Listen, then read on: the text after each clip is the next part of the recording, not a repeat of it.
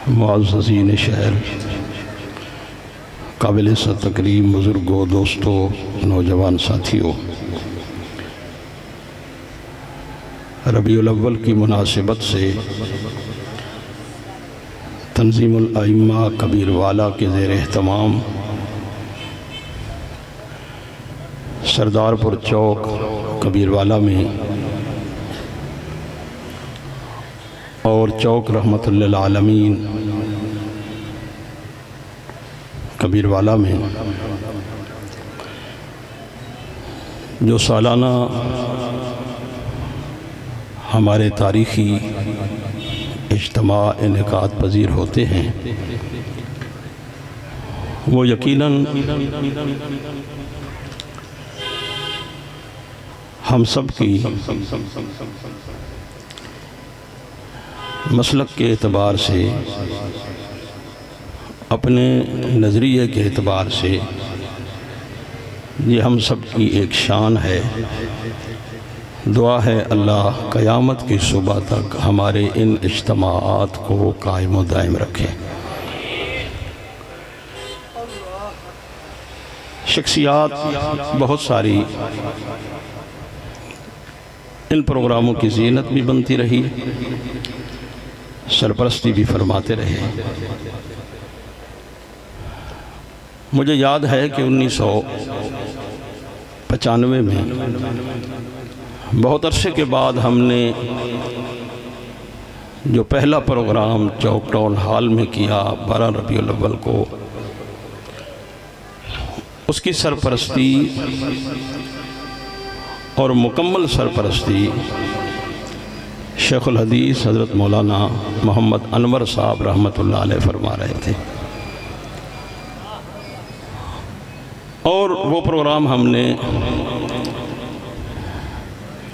बहुत मुख्तसर भी किया और बड़ी टेंशन में किया, लेकिन तजर्बा ये कहता है कि जो वक्ती टेंशन होती है वो हमेशा की टेंशन ख़त्म कर जाती है। जो रस्म तुमसे चली वो काबिल तकलीद बनी। आज अल्हम्दुलिल्लाह हमारे वो प्रोग्राम सिर्फ 2 चौकों तक महदूद नहीं रहे, बल्कि अल्लाह के फजल व करम से इस वक्त पूरे कबीरवाला की हर मस्जिद, हर महल्ले में प्रोग्राम मुनाकिद हो रहे हैं। हज़रत मौलाना अब्दुल करीम नौमानी साहब रहमतुल्लाह अलैह की फ़िक्र, मौलाना इरशाद अहमद साहब रहमतुल्लाह अलैह की सरपरस्ती, और इस वक्त उस्तादुल उलमा हज़रत मौलाना बशीर अहमद साहब शाह जमाली दामत बरकातुहुमुल आलिया की जो दिलचस्पी है, और फिर नौजवान आलिम दीन मुखलिस अनथक मेहनत करने वाले हज़रत मौलाना वासिफ़ुल करीम साहब ने इन प्रोग्रामों को, इन इज्तिमाआत को 4 चांद लगा दिए हैं। अगरचे मैं मेज़बान हूँ, लेकिन मैं आपको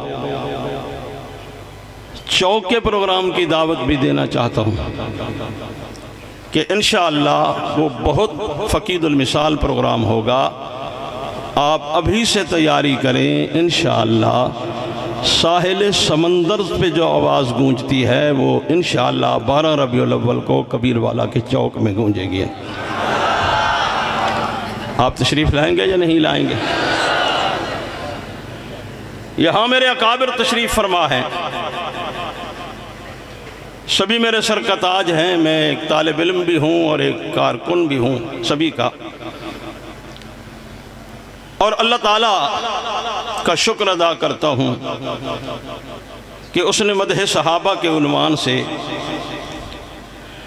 जैसे यूसुफ के ख़रीदारों में एक नाम है, वैसे एक नाम दिया हुआ है। और एक ख्वाहिश थी कि 7 सितंबर 1974 में जो कौमी असम्बली में आईन और कानून बना, जिसके नतीजे में ख़त्म नबुव्वत के मुनकिर को मुसलमानों से अलग कर दिया गया, क्या ऐसा मरहला पाकिस्तान में नमूसे सहाबा के हवाला से भी होगा? लेकिन वो भी अल्लाह का निज़ाम देखिए कि वो 7 सितंबर को हुआ और ये 7 अगस्त को हो गया। लगता है 7 का अदद अल्लाह के यहाँ बड़ी कबूलियत वाला अदद है। ऐसे मौके, ऐसे कवानीन, आईन और कानून का जब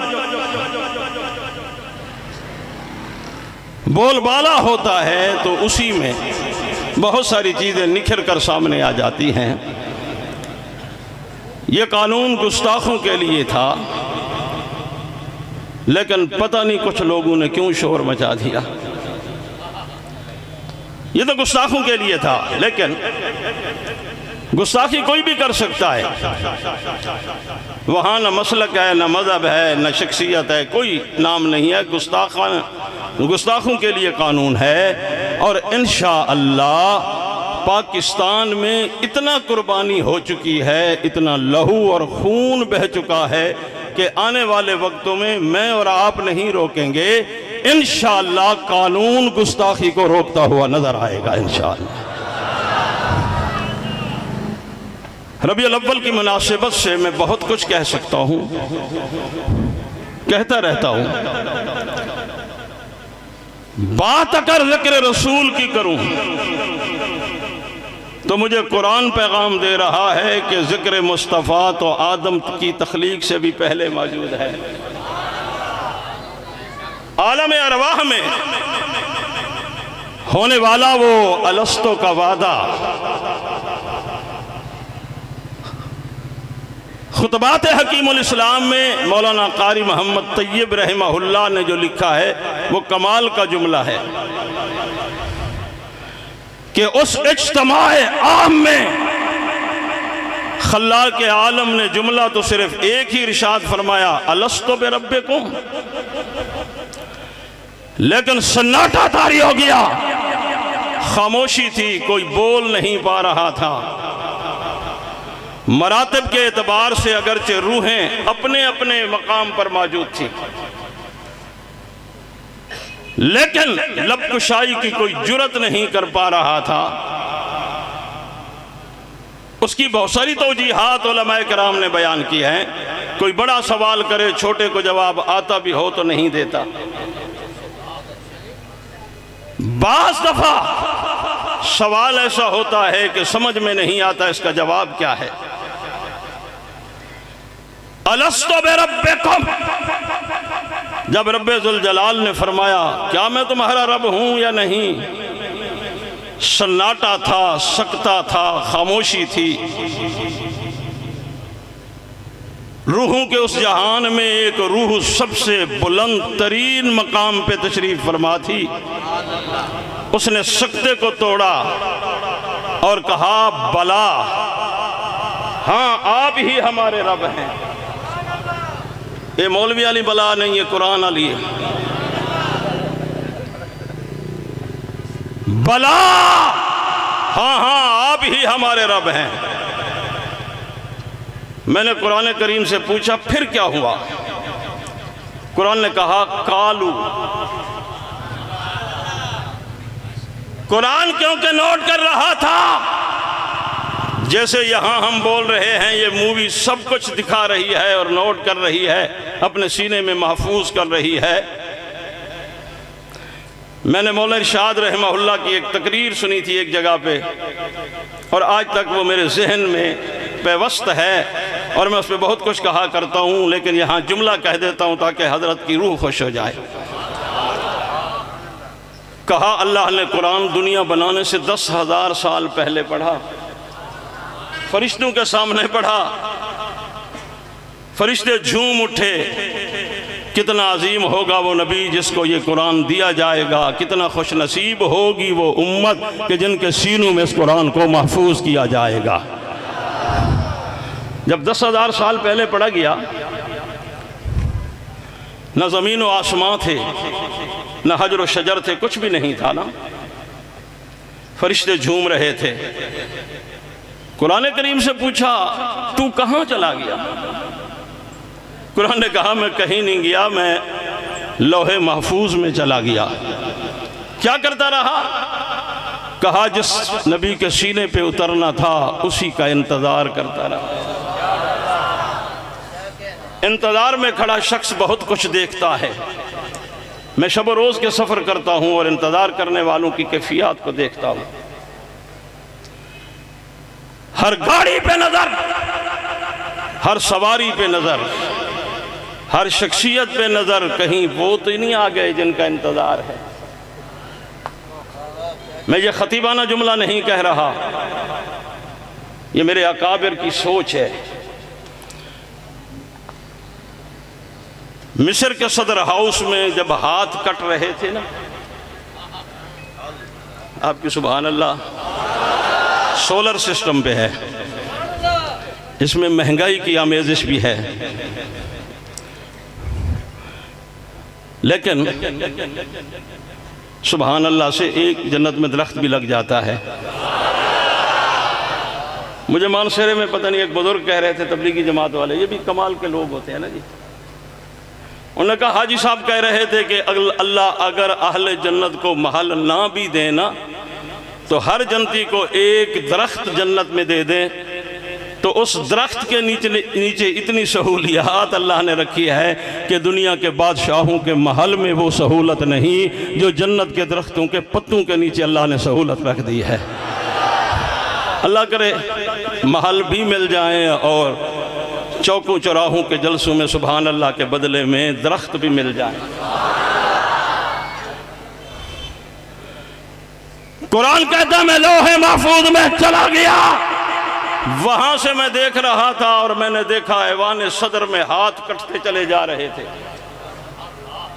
लहू बहता चला जा रहा था, दस्तरखां खून आलूदा था,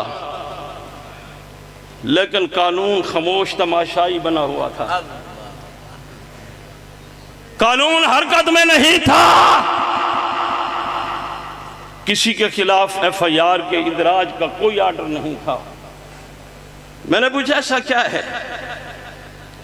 कहा जो अपने हाथों से अपने हाथ काट रहे हैं उनके लिए क्या कानून हरकत में आना चाहिए? वहां कानून तो तमाशाई ही होता है ना, वहां क्या कहा जा सकता है? मैंने कहा इसे क्या नाम दिया जाए जो ऐवान सदर में हो रहा था? कहा कोई इनकार ऐसा कर बैठे हैं जिसकी सजा फितरत ने यूं दे दी है। कारी सिद्दीक साकिब साहब समझ रहे हैं सारी बातें। कत्ता नाहे दिया हुन्ना कुल्ला हाशा लिल्लाह मा हाजा बशरा, और जिसको कह रहे थे ना मा हाजा बशरा, वो सोच रहा था मैं याकूब का बेटा हूं, बिन्यामीन का भाई हूं, भाइयों ने कुएं में डाला, मुझे देखकर कह रहे हैं मा हाजा बशरा। चलो बता दो, तुम ही बता दो ना, मैं बशर नहीं हूं तो क्या हूं? कहा इन हाजा इल्ला मलकुन करीम। अल्लाह क्यों कह रहे हैं? कहा हुस्न जमाल को देखकर इन बेचारियों के दिमाग काम करना छोड़ गए हैं। इनकी नज़र में ये है कि इतना खूबसूरत बशर नहीं हो सकता, इसलिए कह दिया महाजा बशरा। हाथ कटते चले गए, लहू बहता चला गया। ऐवाने सदर में एक कोहराम मचा हुआ है। वह कत्ताना एदियहुन्ना व कुल्ला हाशा लिल्लाह मा हाजा बशरा की सदाएं गूंजती चली जा रही है। हर आंख है कि यूसुफ के चेहरे को देख के दीवानावार कहती चली जा रही है, इस जैसा हसीन हमने देखा नहीं है। कबीर वाला के दोस्तों, खूबसूरत जुमला आपके नजर करना चाहता हो। कुरान कहता है जब ऐवान सदर में हाथ कटते चले जा रहे थे, लहू बहता चला जा रहा था, हसीनाओं की जबान पे जुमले थे, कुल्ला हाशा है मा हाजा बशरा इन हाजा इल्ला मलकुल करीम। तो मैंने कहा कहीं वो तो नहीं आ गए जिनके इंतजार में मैं खड़ा हूं। तो आवाज आती है कहा इंतजार करो, अभी वो आए हैं कि जो ऐवान में आए। तो उन ऐवानों में देख के खवातीन औरतें उसके चेहरे को देख के गर्ग हाथ कटवाती चली जा रही है। जिनके लिए तू इंतजार में है वो कितने बड़े हसीन है, कितना खूबसूरत है, कितना अहसन और हसीन है।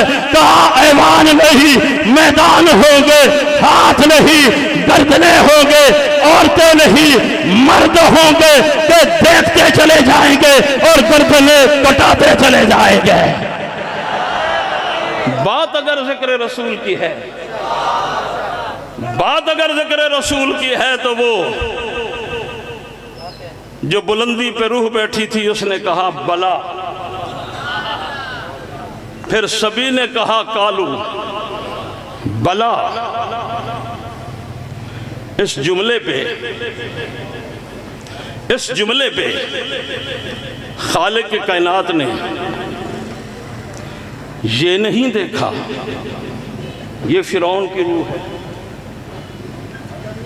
देखो आप मेरी बात को पिक करेंगे तो बात समझ आएगी। ये निमरूद की रूह है, ये शद्दाद की रूह है। मुस्तकबिल अल्लाह जानते हैं या नहीं जानते? कल ये मुकाबले में आना रब्बो को मौलाला कहेंगे, लेकिन वहां पर मुफस्सिरीन की राय है कालू बला के जवाब में अल्लाह ने आलम अरवाह में जिन रूहों ने बैक ज़बान ये जुमला कहा, अल्लाह ने सबको 100/100 नंबर दे दिए हैं। मौलाना शबीरुल हक साहब बैठे हैं, उस्ताद हैं, ये इन चीज़ों को बेहतर समझते हैं। नंबरों की दुनिया में एक एक नंबर जो है ना वो बड़ा अहम होता है। और उस्ताद को अगर पता हो कि ये जो नंबर हासिल कर चुका है इसमें नकल की आमेज़िश है, इधर उधर से नकल मारी गई है, उस वक़्त कुछ भी न कहें मुरव्वतन, लेकिन नंबर देते हुए ख्याल होता है ये नक्काल है। असल होता है नकल होती है। अगरचे डिजिटल सिस्टम में फोटो स्टेट असल से भी ज़्यादा अच्छी निकल आती है, असल से भी नकल बेहतर हो जाती है, लेकिन उसमें मशीनरी का कमाल भी होता है, उस सॉफ्टवेयर का कमाल होता है जो अंदर मौजूद है। खल्लाक आलम ने ये नहीं फरमाया कि तुमने तो नकल उतारी है, पहले तो किसी और ने कहा है ना बला, तुमने वहां से सुनकर बला कहा, लेकिन कहा जाओ 100/100 नंबर है।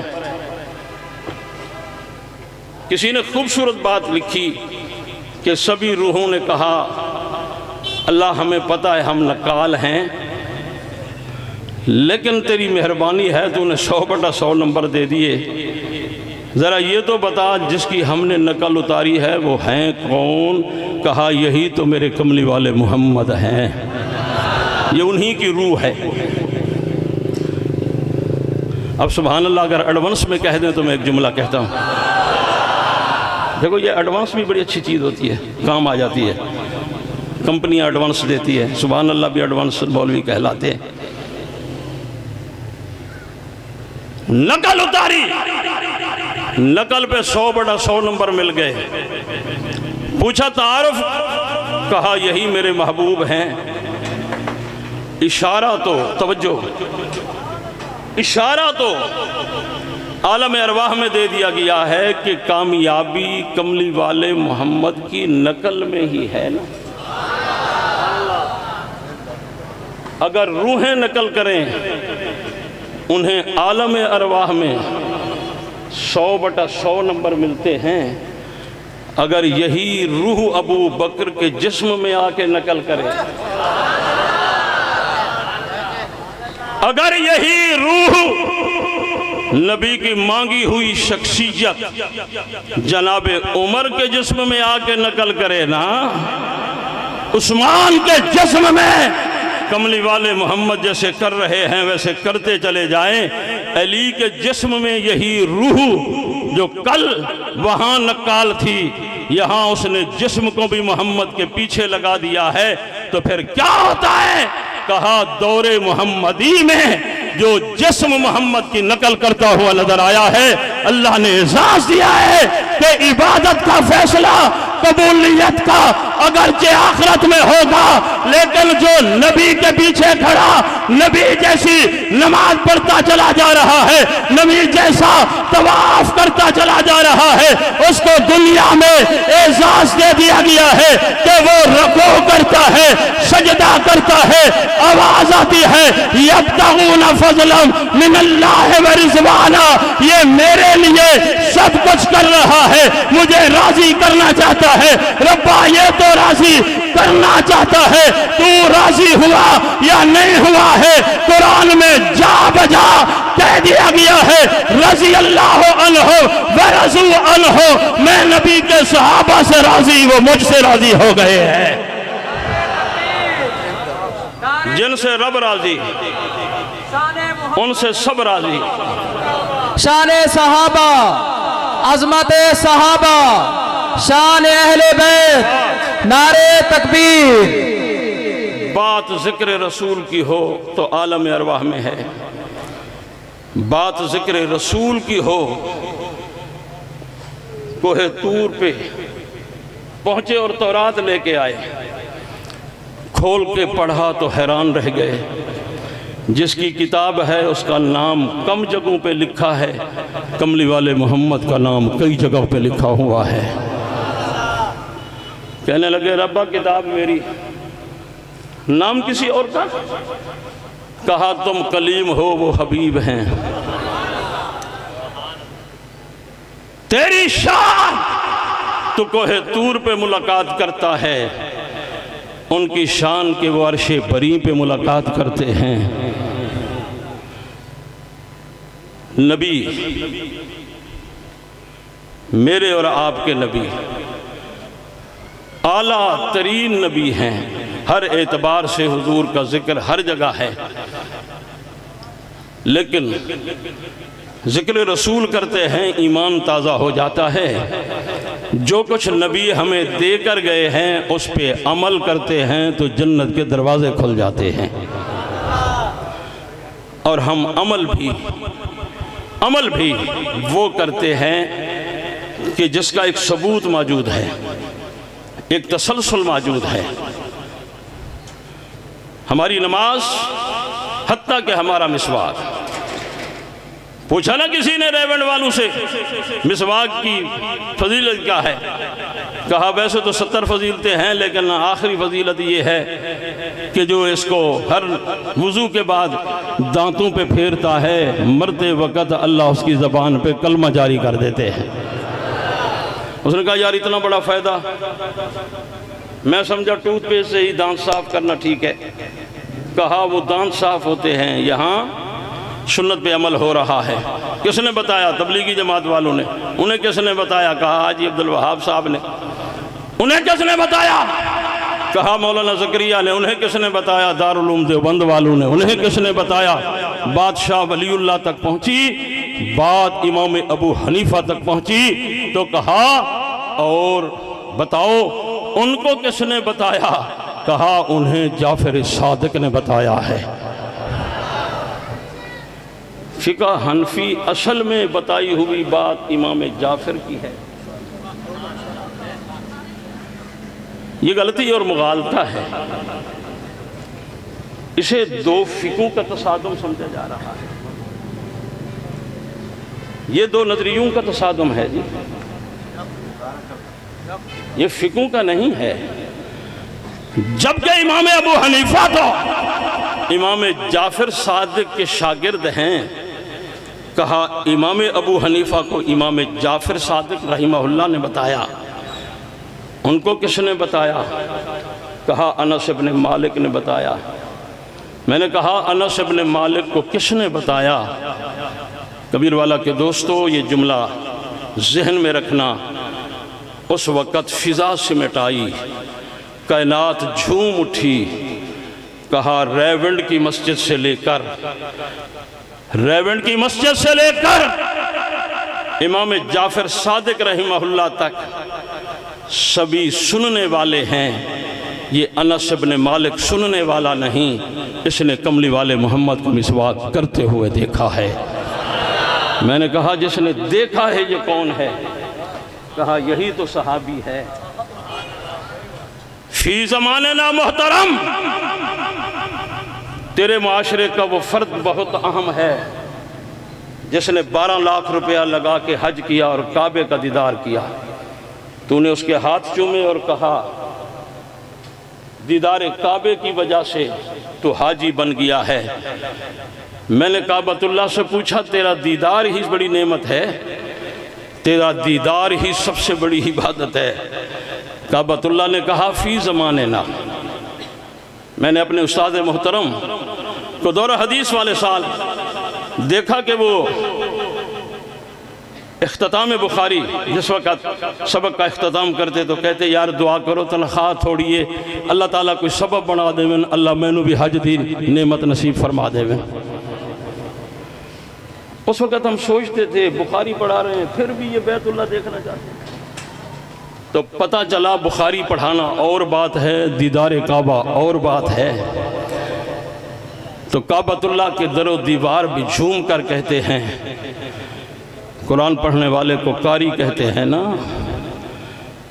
हदीस पढ़ाने वाले को शेख अल हदीस कहते हैं, और काबतुल्लाह का दीदार करने वाले को हाजी कहते हैं। मैंने कहा तुझे देखना ही सबसे बड़ी इबादत है। कहा अगर बात बड़ी इबादत की है तो फिर सुना, दीदार काबा ईमान के बाद दीदार काबा फी ज़माने ना बड़ी इबादत है, लेकिन 1400 साल पहले ईमान के बाद दीदार मुस्तफ़ा सबसे बड़ी इबादत थी। ऐसे तो नहीं इमाम आज़म अबू हनीफ़ा कह गए मेरी 40 साल की वो इबादत जो इशा के वज़ू से मैंने फजर की नमाज पढ़ी है, अगर उसे एक पलड़े में रखो और मोहम्मद के सहाबी की एक नज़र की इबादत एक पलड़े में रखो, मेरी 40 साल की इबादत उसका मुकाबला नहीं कर सकती। उमर ऐसे नहीं झोली फैला के कह रहे थे उम्र भर की नेकियां ले लो, एक रात की नेकी दे दो। किसी बूढ़े शख्स ने पूछा, आराबी बद्दू ने पूछा क्या हुआ उस रात में? कहा कुछ नहीं हुआ, ये अबू बकर अकेला ही कमली वाले मोहम्मद को देखता चला गया है। दीदार मुस्तफ़ा बड़ी इबादत है, बड़ी नेकी है। सोहबत मुस्तफ़ा और दीदार मुस्तफ़ा वो नसीब हुआ है तो किसको हुआ है भाई? बोलो बोलो बोलो, किसको हुआ है? ऊंची आवाज से बोलो किसको हुआ? और बुलंद आवाज से बोलिए, इस नेमत के, इस दीदार के मुस्तहिक कौन ठहरे? इसलिए हम कहते